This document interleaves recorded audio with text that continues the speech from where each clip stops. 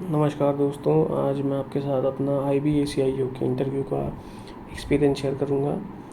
मेरा इंटरव्यू 28 तारीख को मेरठ में था, 28 अप्रैल। तो मैं आगे आने वाले 2 दिनों वाले स्टूडेंट्स की मदद नहीं कर पाऊंगा। ये उन बच्चों के लिए है जो कभी 2027 में या 2028 में ये वीडियो देख रहे हैं।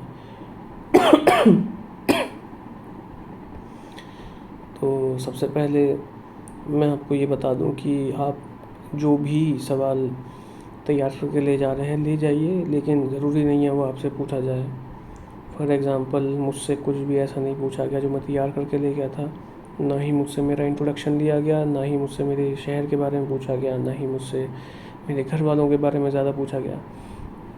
तो आपको लगेगा कि आपके हाथ में है चीज़ें, लेकिन मतलब आपको लोग बताते हैं कि आप जैसे सवाल का जवाब दोगे वैसे ही इंटरव्यू आगे बढ़ता जाएगा, लेकिन ऐसा नहीं है। वो अपने आप भी अनएक्सपेक्टेडली आपसे सवाल पूछ सकते हैं। ये मैं अपने एक्सपीरियंस के बेसिस पे बता रहा हूँ। शायद आपके साथ ऐसा ना हो, लेकिन मेरे साथ ऐसा ही हुआ कि आप मुझसे ये सवाल नहीं पूछे गए जो मैं तैयार करके ले गया था।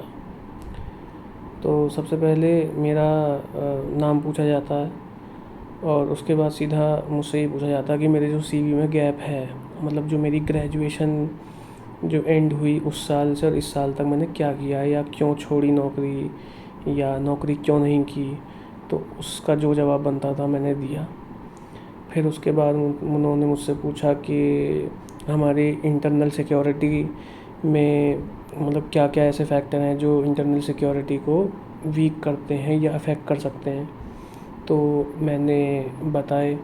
उनमें से एक मैंने क्लास और कास्ट बोला था, तो उन्होंने मुझसे उसमें अंतर पूछ लिया, जो कि रिलेटिवली इजी था, मैंने बता दिया। फिर उसके बाद उन्होंने मुझसे ये पूछा कि आप में ऐसा क्या है एक्स्ट्रा या फिर डिफरेंट जो हम आपको पिक करें।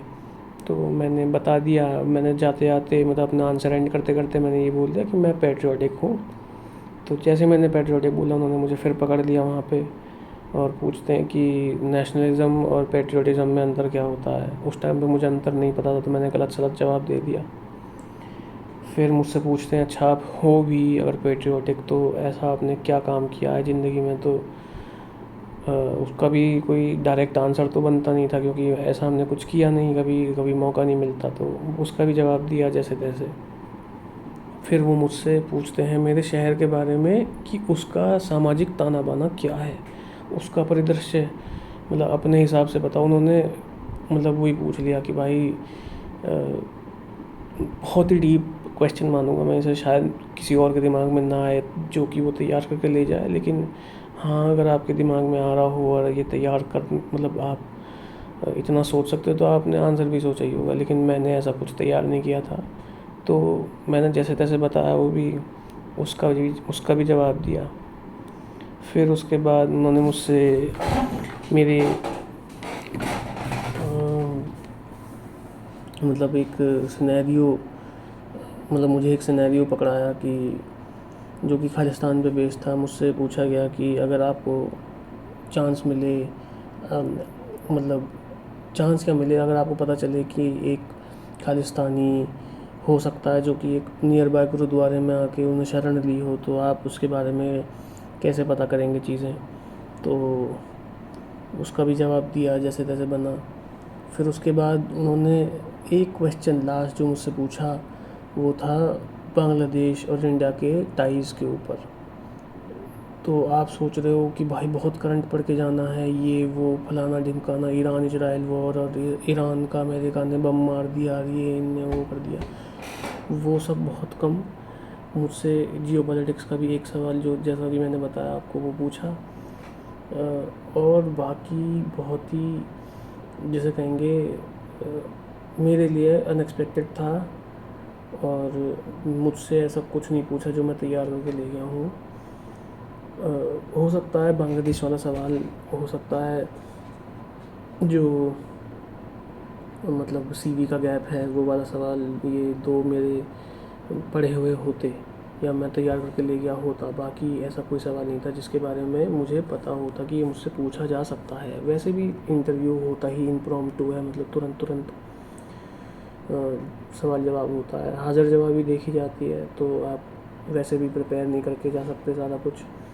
आपका जो फोकस होना चाहिए वो आपकी कम्युनिकेशन स्किल्स पे होना चाहिए। आप वहाँ पे अंडर कॉन्फिडेंट बिल्कुल नहीं दिख सकते। आप वहाँ पे फंबल नहीं कर सकते, मतलब कर सकते हैं, वो ये मार्क्स कटेंगे फिर। तो वहाँ पे फंबल नहीं होना चाहिए, मिनिमम फंबल होना चाहिए।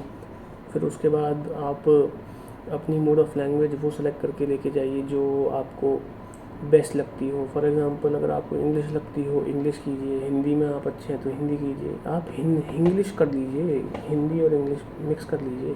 क्योंकि मुझसे सवाल भी वैसे ही पूछे गए थे, कुछ सवाल इंग्लिश में, कुछ सवाल हिंदी में। क्योंकि मैंने पहले 2-3 सवाल इंग्लिश में पूछे थे, लेकिन जो पैनल मेंबर्स थे उनको कौन सी आती है, सबको ही, तो उन्होंने भी ऐसे मिक्स लैंग्वेज में पूछे।